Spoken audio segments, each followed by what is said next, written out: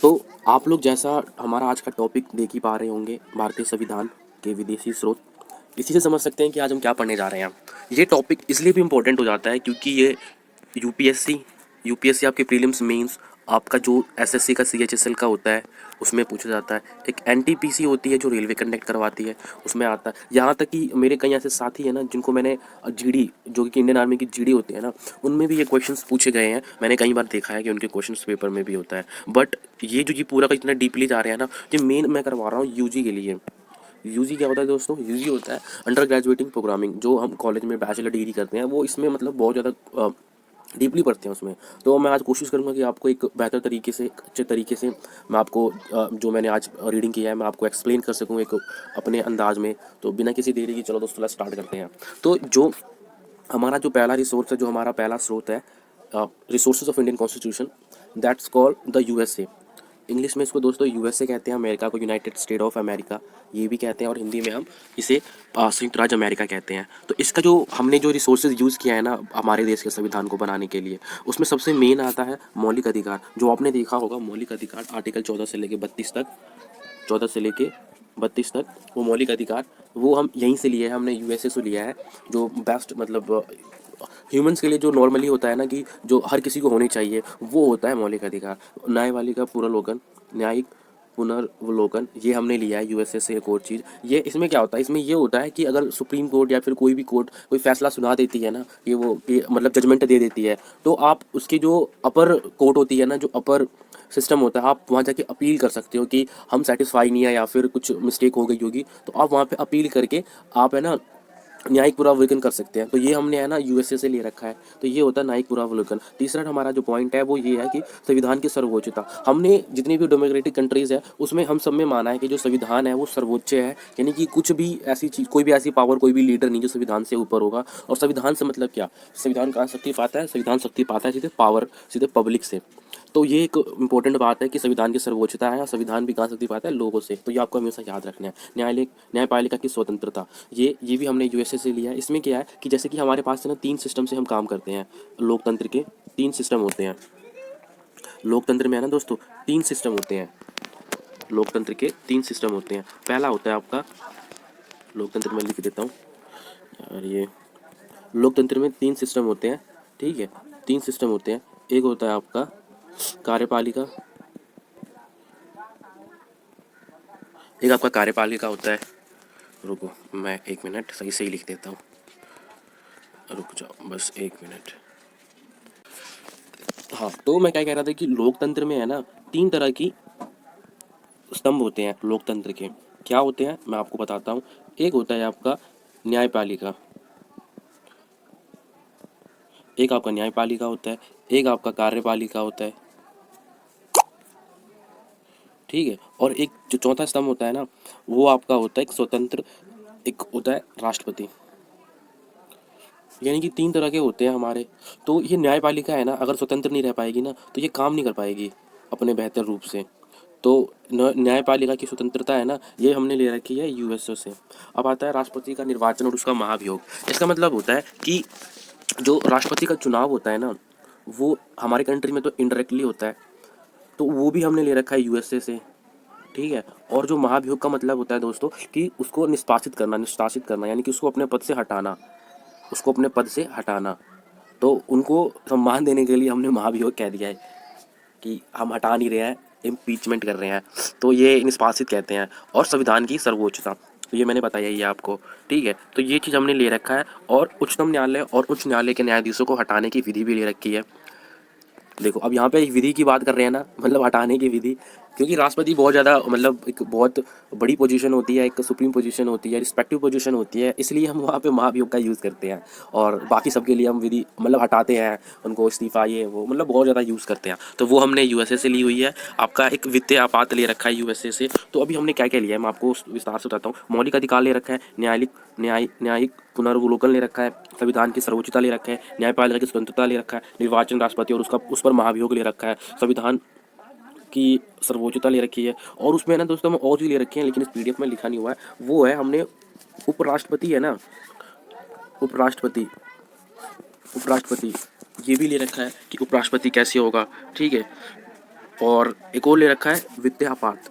वित्तीय आपात हम कैसे, वित्तीय आपात से मतलब है कि जब भी कोई फाइनेंशियल कंडीशन हमारी कंट्री की ख़राब होगी ना, मतलब कुछ ज़्यादा नुकसान होगा हमारे देश में, आर्थिक रूप से हम बहुत ज़्यादा टूट चुके होंगे, तब वो कैसे लगाना है, तो वो भी हमने वहीं से लिया है। हमारा दूसरा जो हमारा दूसरा रिसोर्सेज है, यानी कि हमने कहाँ से लिया है, तो वो हमारा है ब्रिटेन। ब्रिटेन हम पे बहुत साल तक राज किया है, बहुत ज़्यादा राज किया है, तो जाहिर सी बात है कि उनके जो कॉन्स्टिट्यूशंस हैं, उन वहाँ से हमने बहुत चीज़ अडॉप्ट की है, जो अच्छी चीज़ें हैं। और उनका जो उनके कॉन्स्टिट्यूशन में से काफ़ी ऐसी चीज़ें झलकती है जो हमारे कॉन्स्टिट्यूशन में बिल्कुल सिमिलर है, जैसे कि संस्थात्मक प्रणाली। इसलिए हम जानते हैं कि लोकसभा है और हमारे पास राज्यसभा है, तो वहाँ पर भी सेम, वहाँ पे अपर हाउस है और लोअर हाउस है, वहाँ पर भी सेम है, मतलब जैसे यहाँ पे है वैसे भी सेम है। मंत्रिमंडल की प्रणाली वो भी सेम है, वहाँ पर भी जो सुप्रीम होता है वो प्रधानमंत्री होता है, और जो वहाँ की महारानी होती है वो एक सुप्रीम लीडर होती है, रिप्रेजेंटेटिव होती है।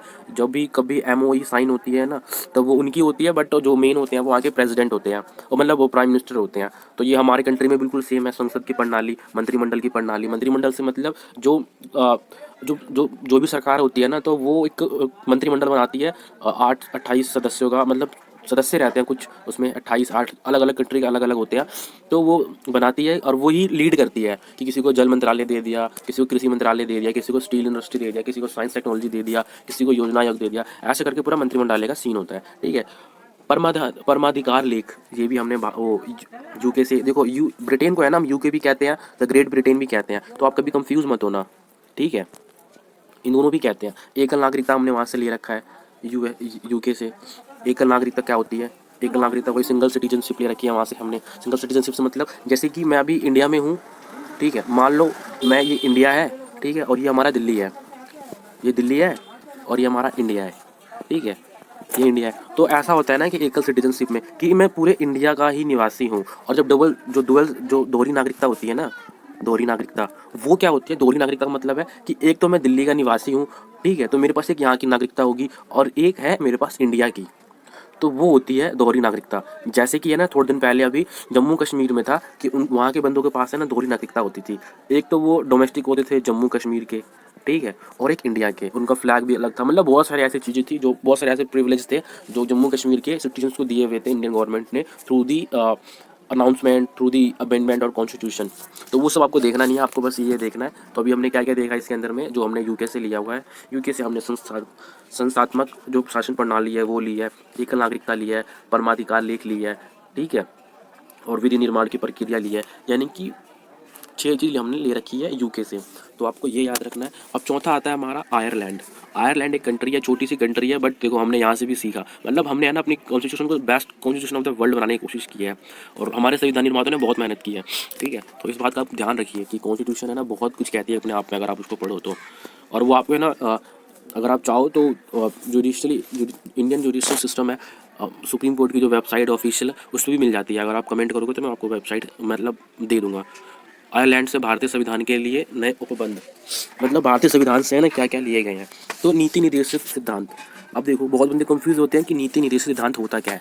तो ये नीति निर्देशित सिद्धांत वो होते हैं जो मतलब एक वो होते हैं रूल जैसे, रेगुलेशन जैसे, कि क्या से मतलब आपको है ना रेगुलेशन कि कैसे है ना आपको रूल करना है।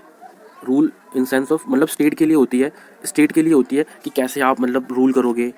हर जितनी, जैसे कि देखो नीति निर्देश का मतलब ये है कि आप जो प्रोटोकॉल्स होते हैं ना, जैसे कि बिहार है, ठीक है, तो वो है ना केंद्र के आदेशों, जो उनके सिद्धांत होते हैं कि आप इस पर रूल बना सकते हैं, उस पर रूल नहीं बना सकते, आप अपने मतलब आप अपने डोमेस्टिक अपने जिला के लिए या फिर अपने स्टेट के लिए ये काम करो। तो वो पूरा नीति निर्देशित सिद्धांत होते हैं जो उसके अंदर में आते हैं, वो होते हैं नीति निर्देशित सिद्धांत। राष्ट्रपति के निर्वाचन मंडल की व्यवस्था ली गई है कि कभी राष्ट्रपति का चुनाव होगा तो वो कैसे होगा, तो वो ली गई है हम यहाँ से, ठीक है।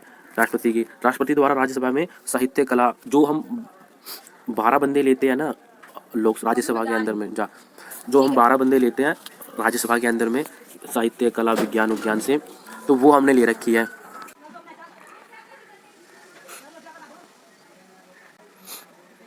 तो मैंने आपको बताया कि जो राष्ट्रपति होता है ना, जो MPs होते हैं, उनकी नियुक्ति कैसे होगी, उनकी मनोनीति कैसी होगी, तो वो भी आयरलैंड से लिया हुआ है। अब हमारा चौथा है ऑस्ट्रेलिया से क्या लिया हुआ है। ऑस्ट्रेलिया के कॉन्स्टिट्यूशन से हमने क्या लिया है वहाँ से, चौथा है ये ऑस्ट्रेलिया से हमने क्या लिया है। तो जो प्रस्तावना की भाषा होती है ना वो हमने ले रखा है, ठीक है। समावर्ती सूची के प्रावधानों को ले रखा है। समावर्ती सूची क्या होती है, देखो हमारे पास है ना 3 तरह की सूचियाँ होती है, ठीक है। राज्य सूची होती है, ठीक है, केंद्र सूची होती है और समावर्ती सूची होती है। 3 तरह की सूचियाँ होती है, ये आपको है ना हमेशा ध्यान रखना है। कितने तरह की सूचियाँ होती है, 3 तरह की सूची होती है। और इन पे है ना, तो मैं आपको बता रहा था कि ये सूची समावर्ती सूची है क्या। तो इससे पहले मैं आपको बता दूं दोस्तों, 3 तरह की है ना सूचियाँ होती है। सूचियों से मतलब है कि वो विषय जिन पर केंद्र सरकार राज्य सरकार को है ना शक्ति रहती है कि वो कानून बना सके, वो डिसीजन ले सके। तो 3 तरह की ऐसी सूचियाँ होती है। तो जाहिर सी बात है कि पहला सूची होगा राज्य सूची, ठीक है। दूसरी सूची होती है संघ सूची, जिस पर सेंट्रल गवर्नमेंट नियम बनाती है। और तीसरी जो आपकी बचती है ना, जो बहुत बंदे कम जानते हैं, वो होती है समावर्ती सूची। समावर्ती सूची में क्या होती है, ये देखो समावर्ती लिखा है ना। समावर्ती सूची में क्या होती है, ऐसे विषय होते हैं ना समावर्ती सूची में, इसके अंतर्गत विषय केंद्र राज्य दोनों को है ना कानून बना सकती है, कि कोई भी इनिशिएटिव लेकर कानून बना सकती है। और इसमें है ना जो केंद्र सरकार बनाएगी ना कानून, वो मान्य ही होगा। तो ये है मतलब जो हमें लिया हुआ है ऑस्ट्रेलिया के संविधान से, ठीक है। चौथी बात है कि आपकी वाणिज्य व्यापार संसद, वाणिज्य व्यापार समागम और स्वतंत्रता की, जो हम बहुत सारी कंट्रीज पे देखते होंगे, आपने सुना होगा एमएनसी, मैं भी एमएनसी के लिए काम करता हूँ, तो आपने सुना होगा ना एमएनसी। तो बहुत सारी ऐसी चीज़ें हैं ना जो मतलब उनके जो कोलोब्रेशन के लिए चीज़ें हैं, कोलाब्रेशन, तो वो चीज़ की हमने ऑस्ट्रेलिया से लिया हुआ है। संसद के दोनों सदनों की संयुक्त बैठक कब होती है, जब प्रेसिडेंट लेता है ना संयुक्त बैठक, जब कोई क्या बोलते हैं कुछ खास अमेंडमेंट होता है, अब जब कभी मान लो बजट पेश हो रहा है या फिर कुछ खास माहौल होता है, तब वो होता है। तो वो भी हमने, सर्दी हो गया है, तो वो भी हमने है ना ऑस्ट्रेलिया से लिया हुआ है। और चौथा विषय जो हमने ऑस्ट्रेलिया से लिया हुआ है वो है केंद्र और राज्यों के मध्य शक्तियों का विभाजन के संबंध, कि केंद्र और राज्य के बीच में ना शक्ति कैसे बटेगा। जैसे कि आपने देखा होगा कई बार कि होम मिनिस्टर अमित शाह है, वो चाहते हैं कि बंगाल में जाके दौरा करें, कई बार चाहते हैं बट ये कर नहीं पाते। तो वो स्टेट गवर्नमेंट के जो कलेक्टर्स होते हैं वो करते हैं। तो ये दोनों शक्ति का बंटवारा है एक तरह से। तो हमने इसमें क्या क्या पढ़ा है ऑस्ट्रेलिया के संविधान में, चौथा है ये ऑस्ट्रेलिया का संविधान। इसमें क्या क्या पढ़ा है हमने, प्रस्तावना की भाषा पढ़ ली है, समावर्ती सूची में समझा दिया आपको, व्यापार वाणिज्य और समागम की स्वतंत्रता मैंने बता दिया आपको, संसद के दोनों सदन की संयुक्त बैठक क्या होती है मैंने भी बता दिया आपको, केंद्र और राज्य के मध्य शक्तियों का विभाजन एवं संबंध मैंने आपको भी एक्सप्लेन कर दिया। अब पांचवा हमारा है कि जर्मनी। जर्मनी से हमने क्या क्या लिया हुआ है, तो जर्मनी से है ना हमने जो आपातकाल के प्रवर्तन के दौरान जो राष्ट्रपति की जो मौलिक अधिकार संबंधी शक्तियाँ होती है ना, वो ले रखा है। मतलब इस लाइन का मतलब है कि कभी भी जब इमरजेंसी होता है ना, तो पहले ऐसे होता था कि जितने भी बंदे हैं ना, जैसे कि कब लगाए वो इमरजेंसी, 75 या 76 में लगाए ना, यार मैं तो वो भी भूल गया, 76 में लगाए, 76 में लगा हुआ ना इमरजेंसी। तो उस समय क्या हुआ था कि जितने भी राइट्स थे ना वो सब छीन लेते हैं, सारी की सारी राइट्स प्रेसिडेंट के पास आ जाते हैं। तो वो चीज़ है ये, ठीक है। तो वो है ना आप याद रखना, ठीक है। तो खाली एक जीने का अधिकार छोड़ के है ना बाकी सारी मौलिक अधिकार छीन जाते हैं, हमारे सारे राइट्स छीन जाते हैं जब कभी इमरजेंसी लगता है तो, ठीक है। कनाडा से क्या ले रखा है हमने, छठा है हमारा कनाडा। कनाडा से हमने क्या ले रखा है, कनाडा से हमने ले रखा है संघात्मक विशेषताएं। कनाडा से हमने ले रखा है सशक्त केंद्र के साथ संघात्मक विशेषताएं, कि इस लाइन का मतलब ये है कि केंद्र के साथ में है ना जो संघात्मक विशेषताएं हैं, जैसे कि हम संघ में रह रहे हैं तो उसके क्या क्या फ़ायदे हैं। मतलब जिसे कहते हैं ना विशेष राज्य का दर्जा, हमने देखा होगा कहते हैं कि हमें आप संपूर्ण राज्य का घोषणा कर दो। तो ये सब बातें हैं मतलब जो हमने कनाडा से लिया हुआ है, क्योंकि कुछ उनका ना स्पेशल प्रिविलेज मिलते हैं, कुछ स्पेशल है ना फंड्स, मतलब बहुत तरह की छूट वूट मिल जाती है। तो बहुत सारे स्टेट चाहते हैं कि हमें दर्जा मिल जाए, ठीक है। और मतलब काफ़ी प्रॉफिटेबल होता है स्टेट के लिए अगर मिल जाए तो। अवशिष्ट शक्तियों केंद्र के पास होती है, जैसे कि कुछ भी एक्सेप्शनल चीज़ें होती है ना, तो जो उसकी शक्ति होती है ना वो केंद्र के पास होती है। तो वो भी हमने कनाडा से लिया हुआ है, कनाडा हमारा है छठा, ये है रिसोर्स, ठीक है। तो कनाडा से ये ले रखा है। केंद्र द्वारा राज्यपाल की नियुक्ति ले रखा है। राज्यपाल वही होते हैं जो सीएम के ऊपर होते हैं, जैसे कि हमारा सेंट्रल में राष्ट्रपति होता है वैसे स्टेट के अंदर में हमारा राज्यपाल होता है, ठीक है। राज्यपाल की नियुक्ति की विशेष प्रक्रिया वो भी हमने इससे ले रखा है। उच्चतम न्यायालय की परामर्शी न्याय निर्णय ये भी हमने ले रखा है।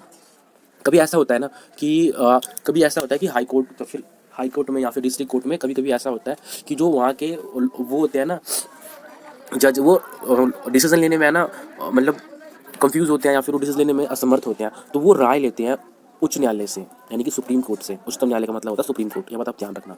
तो उसको ही कहते हैं कि उच्चतम न्यायालय के जो परामर्श लेते हैं, न्यायिक परामर्श, ठीक है। आपने केसव नाम भारती वाला देखा होगा, जब फंडामेंटल राइट्स में अमेंडमेंट की या फिर मतलब बहुत सारी ऐसी बात हुई थी, ठीक है। तो वो सब है। संघ और राज्य की विद्युत शक्ति का विभाजन, ये तो हमने पढ़ ही लिया है, ठीक है। तो कनाडा से ये लिया गया है। तो कनाडा हमारा छठा है, हमने क्या कनाडा से लिया हुआ है। सशक्त केंद्र के साथ संघात्मक विशेषताएं, अवशिष्ट शक्तियां केंद्र के पास होगी, केंद्र द्वारा राज्यपाल की नियुक्ति ले रखा है, राज्यपाल की नियुक्ति प्रक्रिया ले रखा है, उच्चतम न्यायालय में बदल से निर्णय ले रखा है, ठीक है भाई, ये सब हो गया हमारा, ठीक है। अब हमारा जो सातवां बचा दक्षिण अफ्रीका, उससे क्या लिया गया है। तो जो संविधान संशोधन की प्रक्रिया है ना दोस्तों, कि हम अमेंडमेंट कैसे करेंगे। संशोधन का मतलब अमेंडमेंट होता है, जैसे कि जो आपने देखा होगा जीएसटी अमेंडमेंट 101 है, वो कैसे हुआ। तो जो पूरी प्रक्रिया होती है ना, वो हमने ले रखा है दक्षिण अफ्रीका से। और राज्य में सदस्यों की निर्वाचन है ना राज्यसभा में, जैसे कि आपने बहुत सुना होगा कि लोकसभा का चुनाव होता है जिससे प्राइम मिनिस्टर बनता है, लेकिन आपने कभी ये नहीं सुना होगा कि राज्यसभा का चुनाव कैसे होता है। तो मैं आपको बता देता हूँ कि राज्यसभा का चुनाव क्या होता है, कैसे होता है। राज्यसभा का चुनाव पता है कैसे होता है, जो स्टेट के एमएलएज होते हैं ना, वही चुनते हैं राज्यसभा के। इनडायरेक्टली होता है एक तरह से राज्यसभा का, इनका कार्यकाल भी है ना बहुत कम होता है, मतलब हर 2 साल में बदलते रहते हैं, और 6 साल का कार्यकाल होता है जो एमपीज होते हैं, ठीक है। और ये खाली मतलब नाम के लिए रहते हैं, अपर हाउस लोअर हाउस, ठीक है। अब जो हमारा 8वां है वो हमारा रूस। तो रूस भाई एक बहुत मोस्ट पावरफुल कंट्रीज़ है। ये रूस उस समय है ना 89 से पहले है ना, ये संयुक्त संघ था, ठीक है। रूस 89 से पहले संयुक्त संघ था। 89 के बाद ये मतलब ये टूट गया, बंदों ने तोड़ ही दिया एक तरह से, मतलब क्यों, वहाँ पे तानाशाही है वो करके। बहुत बढ़िया कंट्री था, बहुत पावरफुल कंट्री था, अमेरिका इसका टक्कर था, इसलिए मतलब टूट गया ये, ठीक है। मतलब बहुत ज़्यादा, अगर आप कभी यूजी की किताब उठा के पढ़ोगे ना, तो आप समझ पाओगे शीत युद्ध क्या होता है, ठीक है। तो आपको ये ध्यान रखना है। तो वहाँ से क्या लिया गया, मौलिक कर्तव्यों का प्रावधान, ये बहुत नई चीज़ जोड़ी गई है 41वें संशोधन के तहत। मौलिक कर्तव्यों का प्रावधान ये है। प्रस्तावना में न्याय, प्रस्तावना में जो बातें लिखी हुई है ना, प्रस्तावना मैंने आपको कराया नहीं है, कराया है आपको। प्रस्तावना उद्देश्य दोनों एक ही चीज़ होता है, ठीक है। जैसे कि प्रस्तावना में कहते हैं ना कि संविधान की कुंजी क्या है, संविधान की जो प्रस्तावना है वो क्या है, कुंजी संविधान की। तो मतलब बहुत सारी ऐसी चीज़ें हैं जो ली है। तो जो संविधान की कुंजी में क्या क्या बात कहते हैं, सामाजिक कहता है, आर्थिक कहता है, राजनीतिक, 3 तरह की तो बातें होती है। और इनका जो राजनीतिक आदर्श होता है, जो हमारे जो मौलिक चीज़ें होती है, ठीक है, तो वो होती है पंचवर्षीय योजना। अब तो बंद हो गई पंचवर्षीय योजना मोदी की, मतलब काफ़ी दिन पहले बंद हो गई जब से चाइना वाला का हुआ है। अब तो योजना चलता है नीति आयोग 2015 के बाद से। तो ये मतलब हमने ले रखा है रूस से। रूस से क्या लिया भाई, मौलिक कर्तव्य का प्रावधान, प्रस्तावना में न्याय, सामाजिक आर्थिक राजनीतिक आदर्श, पंचवर्षीय योजना लिया हुआ था। कहाँ से, रूस से। 3 चीज़ ली थी उससे। हमारा है 9वां जापान। जापान से हमने क्या क्या लिया हुआ है, तो हमने ना जापान से देखो, जो विधि की स्थापना होती है ना, विधि की स्थापित प्रक्रिया, वो हमने ले रखा है जापान से, ठीक है। फ्रांस से भारतीय संविधान के उपगंध, गठनात्मक और प्रस्तावना में स्वतंत्रता, समानता और बंधुता का आदर्श लिया गया है। ये आपको लूशन की बुक में नहीं मिलेगी, मतलब बहुत कम ऐसे बुक होंगे जहाँ पे आपको फ्रांस से लिया गया चीज़ें मिलेंगी। तो आप ये लाइन देख लो ध्यान से, ठीक है। अब बात आती है भाई मेन 1 नंबर वाली बात, वो क्या पता है कि जब भारत देखो, हम पे तो ज़्यादा इफेक्ट पड़ेगा ब्रिटेन का, ठीक है, यूके का पड़ेगा। क्यों पड़ेगा, क्योंकि हम मतलब उन्हीं के, हम गुलाम थे भाई उनके, हम स्लेव थे उनके, तो उन्हीं का इफेक्ट ज़्यादा पड़ेगा।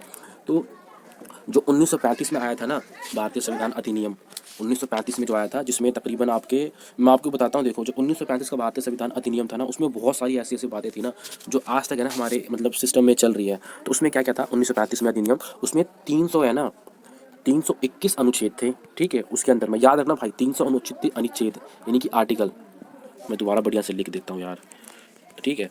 ये कहाँ से लिया गया है, यूके से लिया गया है। 321 आर्टिकल थे, ठीक है, आर्टिकल समझ लेना यार, 321 आर्टिकल थे, 10 आपकी अनुसूची होती थी, और याद नहीं आ रहा, याद आ भाई। और मतलब बहुत सारी ऐसी चीज़ें थी, जैसे कि ना अखिल भारतीय, मतलब भारत की वो डेफिनेशन है कि भारत क्या होगा, भारत एक संघ होगा, प्रांतीय शासकता, ठीक है, ऐसे कर करके ना केंद्रीय शासक की स्थापना, मतलब बहुत सारी ऐसी चीज़ें हुई थी ना 1935 में। जो 1935 का शासन अधिनियम है, तो वही आप दिखा रहा हूँ मैं आपको पूरा क्या क्या हुआ था, ठीक है। तो देखो पहला क्या, इसमें संघ तंत्र की बात कही गई थी इसके अंदर में कि संघीय तंत्र होगा, ठीक है, जो आज भी चल रहा है कि हम संघ है, संघात्मक राज्य, हमारा जो इंडिया संघात्मक, मिश्र संघात्मक है वैसे, संघित होगा, ठीक है। राज्यपाल का कार्यकाल, जो गवर्नर होते थे वो, न्यायपालिका, लोकसभा आयोग की गठन हुआ था भाई, उसमें आपातकालीन संबंधी जो प्रशासनिक विवरण था कि कैसे वो पावर डिसीजन ले सकते हैं, वो चीज़ है। तो मतलब ये सब चीज़ें हैं, ठीक है। और मतलब आपको अगर अच्छा लगे ना वीडियो, अच्छा तो लगेगा ही शायद, तो लाइक कर देना भाई। और मैं कोशिश करूँगा कि इससे बेहतर वीडियो बना सकूँ, क्योंकि मेरे पास ज़्यादा सब्सक्राइबर्स नहीं है और व्यूवर्स भी नहीं है, तो मैं मतलब इसमें कुछ अपना रिसोर्स एक्स्ट्रा लगा नहीं रहा, मतलब ज़्यादा एफर्ट लगा नहीं रहा हूँ। तो भारतीय संविधान में अनेक देशी व विदेशी स्रोत है, लेकिन जो बताया ना मैंने आपको, इसमें 1995 लिख रखा है, ठीक है, ठीक है। आप तो अब ये देख लो, थोड़ा सा है और कुछ नहीं है। जय हिंद, मिलते हैं नेक्स्ट वीडियो में, थैंक यू सो मच।